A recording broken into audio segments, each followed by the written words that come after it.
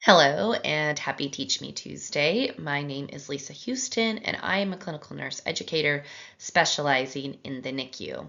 November is Prematurity Awareness Month, and so this whole month we've been kind of taking it back to basics and going through some things that we as NICU nurses and NICU staff all can know. And maybe if you are just starting out on your NICU journey as a nurse or a provider, these videos today will be helpful for you. Last week, we did a 3-part Teach Me Tuesday in which we talked about the history, the kind of evolution of the NICU, and what the future of the NICU could look like. And today, we're just going to go over some key abbreviations and definitions because especially when you're new in the NICU and maybe you're getting a report and people are saying all these definitions and you're like, what are they talking about? They're saying their G's and their P's and PTL and TOLAC and all these things, and you're like, what is going on? So we're going to go over some of the key abbreviations, and I will mention this again at the end, but I keep kind of a running list of key abbreviations to know as a NICU nurse, and if you're interested in that, please send me a message with your email address and I will send that over to you. But let's dive in. So in the NICU, understanding the key terms is essential, providing the specialized care. So we're going to really talk about the difference between IUGR and SGA because their long-term implications are actually quite different. And so that's something that's interesting to know. Knowing that a baby is LGA versus an LGA or an IDM baby is very interesting to know the difference of. But knowing these differences and knowing that, 3 to 10% of babies are born IUGR and about 10% of babies are classified as SGA, but they're both small, so what's the difference? So we're going to go into that. This kind of helps us just kind of understand what their risk factors are for developing different things and how we can intervene in the NICU. So let's start with prematurity. The definition of prematurity is any baby born before 37 weeks. And we have further divided that over time, right? We have our extremely preterm infants, which are born less than 28 weeks, which we know is about less than 3% of preterm deliveries worldwide. So we remember last week when we went over and we looked at some graphs and we talked about kind of the percentages of each type of preterm delivery worldwide. We talked about that we, as NICU nurses, maybe we see a lot of VLBW or ELBW babies, and so we assume like there's just tons of them. But remember, we're seeing such a specialized small, N of them. And then our very preterm, which are the 28 to 32 weekers, you could say up to 34 weeks. Late preterm is technically defined as the 34 to 37 weeker, but there's a stark difference, we all know, between a 25 weeker and a 32 weeker. So that's just kind of a further breakdown. We know that preterm infants face an increased risk of RDS, doesn't matter when they're born. Feeding difficulties, long-term developmental delays, and in fact, there are more and more studies coming out about the late preterm infant. We have done a Teach Me Tuesday on the late preterm infant. I highly recommend going and reviewing that. But just remember that late preterm infants are not just small-term babies. So they come with their own set of difficulties. So what is IUGR? IUGR stands for intrauterine growth restriction. So IUGR occurs when the fetus does not grow to the expected size in the womb. And it's important to know that there is symmetrical IUGR and asymmetrical IUGR. Symmetrical IUGR means the whole body is proportionately small. And this usually happens due to early pregnancy issues. This means that there was an early insult and that reduces kind of the number of body cells at birth. Like what is in the baby, this might not be enough to grow the baby. Asymmetrical IUGR usually happens later in pregnancy and affects the body weight more than the head size. So you'll kind of see, it looks like it's like head sparing. That's its nickname. Asymmetrical IUGR can also be called head sparing because their head will continue to grow, which means their brain is growing and getting all the development and the nutrition that it needs. Whereas kind of the rest of the body is almost taking an insult to compensate for that. So babies with asymmetrical IUGR tend to have like kind of a robust postnatal growth. They do some great catch-up growth, and they can just kind of keep going with that.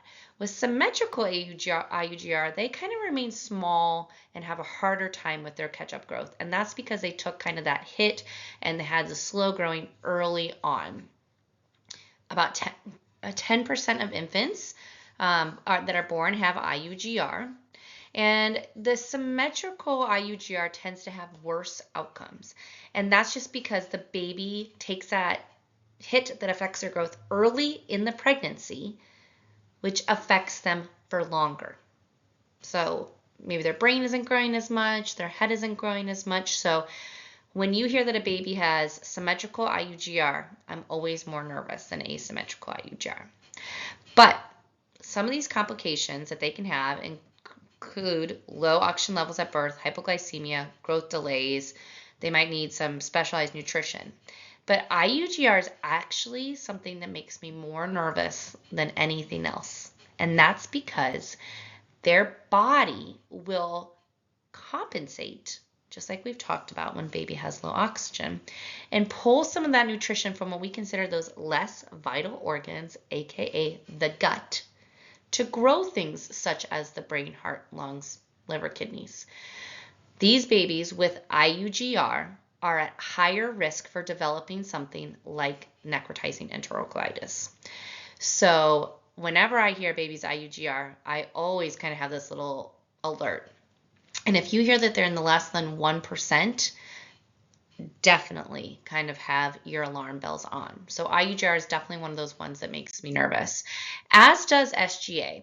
But SGA just means that they are small for their gestational age. Their growth hasn't been restricted in utero. That is the key difference between IUGR and SGA. So SGA is the baby's considered small for their gestational age. It can become from high blood pressure, heart or lung disease, abnormal placenta flow, and it's also associated with some birth defects. But it means that they are born smaller than the 10th percentile for their gestational age. So they weigh less than 90% of babies with the same gestational age. They are at higher risk for hypoglycemia. They have a hard time regulating their body temperature. They're more susceptible to infections, and they may need tailored feeding protocols. SGA, again, is not great, but it's not as scary to me as IUGR. IUGR usually means that something happened, that there was a hit, an in utero hit that happened to the baby. So just kind of differentiating between those two, I'm always alarmed when I hear a baby's IUGR, but SGA doesn't make me as nervous. So just kind of keeping those two things there. LGA means large for gestational age. So it's the infant who are larger than the 90th percentile, so bigger than 8 pounds, 13 ounces. You will see 4,000 grams or 4 kilos used, and sometimes even now we're saying 4.2 kilos. I do want you to know I read that in 2 articles, so just something out there.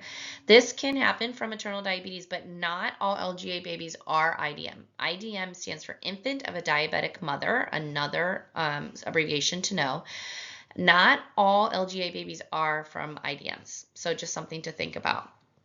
It can also be just big babies. Like you'll hear, oh my gosh, my husband's 6'6", we have big babies, or my last baby was 9 pounds. Is this one going to be bigger, etc. Sometimes they just grow bigger in the setting of a completely healthy, normal pregnancy because they're going to be big. So that's what LGA is. They are at increased risk of birth injury, such as shoulder dystocia. They can kind of get stuck. They are also at risk for developing something like HIE if they were to run out of room in utero and maybe lay on their cord, not be able to move as much, or the placenta isn't able to work as well for them over time. They are also more likely to require monitoring for metabolic concerns, and they can also have respiratory issues, especially in the setting of IDM. So as we know, insulin inhibits the production of surfactant. So if your baby is LGA because they're an infant of a diabetic mother, they're at higher risk of developing respiratory issues. RDS is respiratory distress syndrome. This is a lung disorder common in premature infants, primarily due to underdeveloped lungs and a lack of surfactant. Without surfactant, these infants will struggle to breathe. They will require respiratory support. Often, CPAP is a great intervention for them. If not, they may need to be intubated and given surfactant or something like we talked about last week, those new developing things such as the Lisa, Ensure, or Salsa method. So just something to think about with these babies that have respiratory distress syndrome is they may need increased support over time. BPD is bronchopulmonary dysplasia. Really has kind of replaced chronic lung disease. Chronic lung disease still exists, and chronic lung disease really is a setting of needing oxygen at 36 weeks corrected. Bronchopulmonary dysplasia is when they require this mechanical ventilation, kind of long-term mechanical support from inflammation and scarring of the lungs. So this is why we are doing things such as the Ensure, the Salsa method, where we're trying to give surfactant without having to intubate the baby, so that we're not damaging the lungs from the pressures exerted from a ventilator. Nothing in the NICU is benign. I always say this, and people kind of give me these looks sometimes. They're like, yeah, if they need to be intubated and put on a ventilator, they need to. Absolutely, completely agree with you. But every day that you're off the ventilator, the lungs, when they have to work on their own, are actually going to have better tissue and better musculature when the baby has to work on their own. I remember an attending telling me a long time ago, right? I've been a NICU nurse for 20 years, so this is probably 15 years ago. I could tell you exactly who it was and where I was. And he said, if I can even give the baby 2 days off a ventilator where they're kind of doing the work and allowing that pressure to come down and to have some decreased inflammation, I know it's going to help over time. So I always kind of keep those things clear. Infants with BPD may need to be trached. So the younger a baby is born, the more likely they are to develop BPD. That's another important thing to consider here. It is most common in babies born less than 28 weeks, which we just find as the extreme premature baby. So as their gestational age decreases, the risk of BPD increases.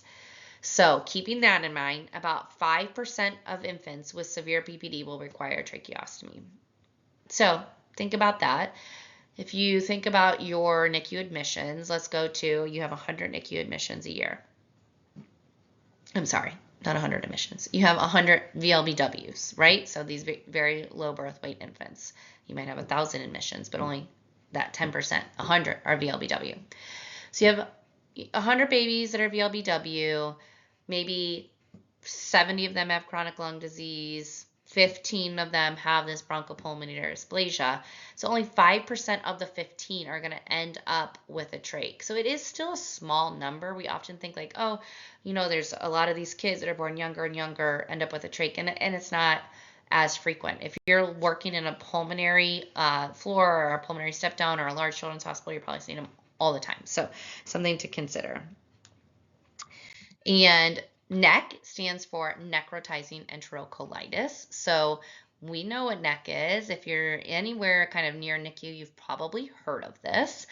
NEC is a severe gastrointestinal disease primarily affecting preterm infants where portions of the intestines get inflamed. They might die. They may rupture. There are 3 stages of NEC. It's called the Bell staging of necrotizing enterocolitis, and each stage actually has an A and a B. Really in that suspected, you might call it like a swelly belly, or the baby's on NEC watch, or they need to take a rest, a gut rest. We're kind of saying like, ooh, we got some signs, there's some loopiness, but we don't see a change. We're not seeing pneumatosis on x-ray. Stage 2 is that moderate or kind of medical NEC where there is pneumatosis on the x-ray. We are going to be NPO and get antibiotics. And then severe or surgical is when there is a rupture or a death of the bowel, and you have to have surgery to remove that bowel. Places like the NEC Society. So the NEC Society was founded by a group of parents whose infants had suffered from necrotizing enterocolitis, and they wanted to get out there and see what we could do to change the outcomes. So they are working to improve that because, as we know, not only can they have intestinal perforation, but they can have sepsis. They can lose their bowel. Their bowel may not quite recover afterwards, and that can lead to short gut syndrome where they're unable to properly absorb the nutrients given to them. So we went through kind of 8 of our top abbreviations, things to really kind of know as a NICU nurse. Again, you can email me if you would like a full list of the abbreviations that I use. And it just has, there's more of them on there. There are a lot of abbreviations that we could go over, and I'll probably do some of this in my Instagram stories. So if you're not following me on Instagram, come over there. But it's important for us to know what they are so that we can tell our parents about it. We can say to them, knowing key terms like IUGR, SGA, RDS is going to help you understand. Ask us questions. If we say an abbreviation that doesn't make sense, ask us back so that you can stay engaged in your baby's care. We are determined and dedicated to guiding your family through this. So if we say something like, oh, they're at risk for CLD, or they are getting a CUS today, well, what's a CUS? A cranial ultrasound, or a HUS, a head ultrasound, or they're going to go down for an MRI. We're adding HMF to their feedings. HMF is like a big one that parents are like, what is HMF? So making sure that we are using abbreviations that they understand, and before they can understand it, we have to understand it. As my husband reminds me all the time, if you can't explain it, you don't understand it. So make sure that you understand the abbreviations you're using both in report that you're giving to other nurses, or if you're going to be participating in rounds and you're telling the provider what's going on with the baby, and so that you can also tell your parents about it. So to recap, understanding the distinctions between all of these words. 10 to 15% of NICU admissions involve growth-restricted or underweight infants. So understanding the difference between IUGR, the symmetrical versus the asymmetrical, knowing the risk factors for hypoglycemia, developmental delays, knowing how we can kind of tailor what's going on with them. IUGR babies sometimes have a harder time digesting, and so they may take longer to get to their full enteral feeds, so they may end up on parenteral nutrition for longer and might need their central lines for longer. So understanding why they're still on that, or we're giving them specialized nutrition through there. This is going to help guide clinical decisions, but also empowers the team to provide this individualized care. Again, if you're interested in my list of abbreviations, you can find me on Instagram and send me a message me here on YouTube. I'm also on TikTok, so you can find me on TikTok, Instagram, or here on YouTube with the same handle at _Houston_we_a_. So Houston, we have a problem is ultimately what we're trying to get to there. But have a great Tuesday, and I will see you next week for another kind of back to basics post for our NICU awareness, for NICU Prematurity Awareness Month. Have a great day.